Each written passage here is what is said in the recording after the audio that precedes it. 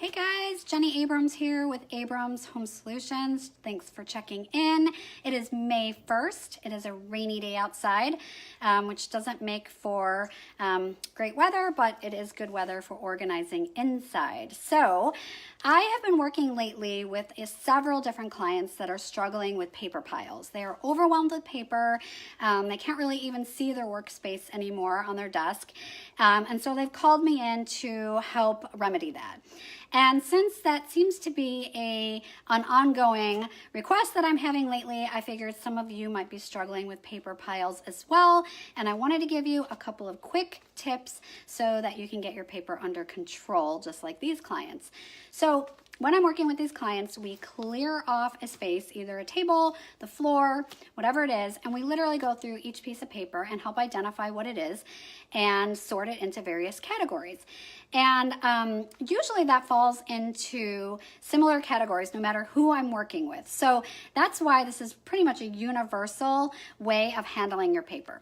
So I want you to think about your to-dos. Those are your one and dones. So maybe it's to call, to email, whatever it is, to file, but those are your to-dos, okay? The next thing that we usually divide up with our paper is our projects. And so only you can really identify which pieces of paper go into various projects that you have, but that would be the other way to sort them.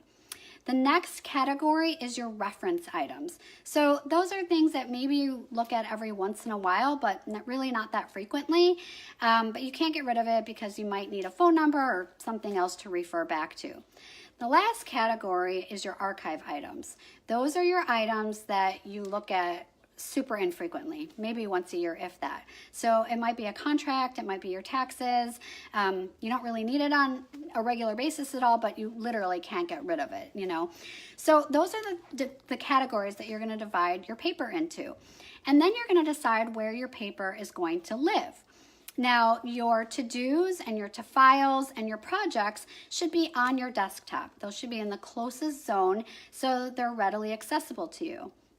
Your reference items and your archive items can be a little bit farther away. They don't need to be right at your desktop because you don't need to view them and use them on a regular basis, okay?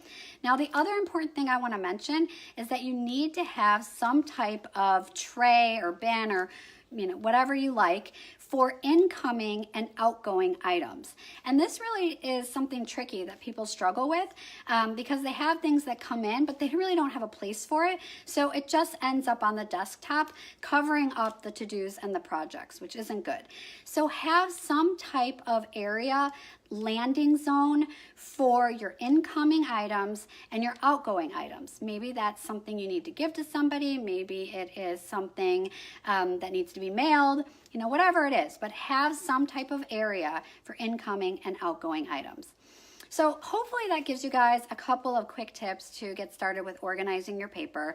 I have a whole blog post dedicated to this topic. It's how to organize your paper piles once and for all. So if this is helpful for you, head over to the blog, read the blog post, give me a comment, question, whatever you need as you go forth organizing your paper. Since it is May 1st, I want to tell you about a couple of things that are coming up here at Abrams Home Solutions. So first of all, I have 2 blog posts coming out this month. One is organizing your household. The other one is how to organize any space or room in your home. So some great information coming at you, some great content this month. Make sure you check those out. Additionally, I just recorded an episode for a podcast that's going to be coming out soon, so I will share more information as I know it.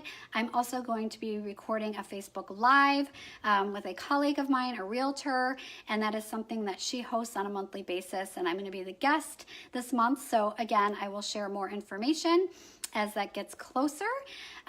So thank you for stopping by, and make sure you leave me a comment or a question below, and I hope you guys have a great day. I hope the rain ends soon so we can all start getting outside and maybe organizing our garages or something. So thanks again. Have a great day. Bye-bye.